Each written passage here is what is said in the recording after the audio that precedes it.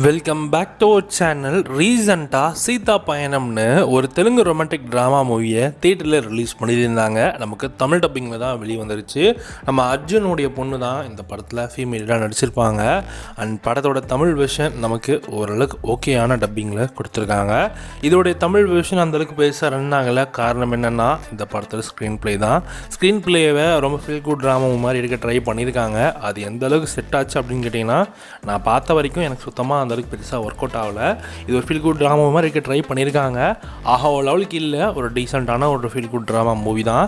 இதோட சிம்பிளான கதைன்னு பார்த்தீங்கன்னா, கதையில் அவருக்கு நம்ம ஹீரோயினுக்கு அப்பானா ரொம்ப பிடிக்கும்.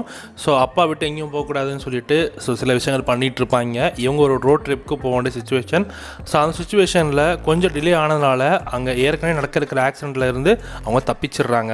அதுக்கு காரணம் ஒரு பையன் தான் லிஃப்ட் கேட்டு ஸோ நம்ம ஹீரோயினை போட்டு பயங்கரமாக டார்ச்சர் பண்ணிகிட்டு இருந்திருப்பான். ஸோ அவங்களுக்கு தேங்க்ஸ் சொல்ல நம்ம ஹீரோயின் பண்ணக்கூடிய விஷயங்கள் என்ன, ஸோ அது மட்டும் இல்லாமல் அந்த ட்ராவலை யாராவது செஞ்சாங்களோ அவங்களெல்லாம் போய் மீட் பண்ணி எப்படி தேங்க்ஸ் சொல்கிறாங்க, அவங்க அதை ஃபேஸில் சொல்லிட்டாங்களோ இல்லையான்றதான் கதை. இது ஓகே தான்.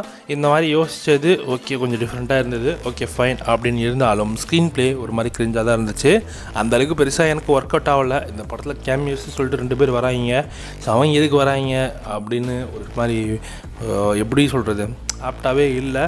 ஸோ ஓகே தான் அப்படின்ற மாதிரி தான் இருக்குது. உங்களுக்கு அந்த தெலுங்கு அந்த ஃபேமிலி காமெடி ட்ராமா மூவிஸ், அது ஃபீல் குட் ட்ராமா மூவிஸ்லாம் உங்களுக்கு பிடிக்கும், ரொம்ப பிடிக்கும் அப்படின்னா நீங்கள் இது ஒரு பார்க்கலாம். அது உங்களுக்கு ஆவரேஜாக தான் இருக்கும்.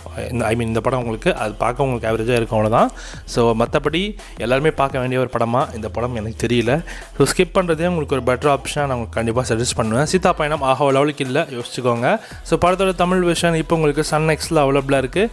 இந்த படத்துக்கு எஸ்ஆர் ரேட்டிங்ஸ் இல்லைனா 5க்கு 1.5 கொடுக்கலாம்.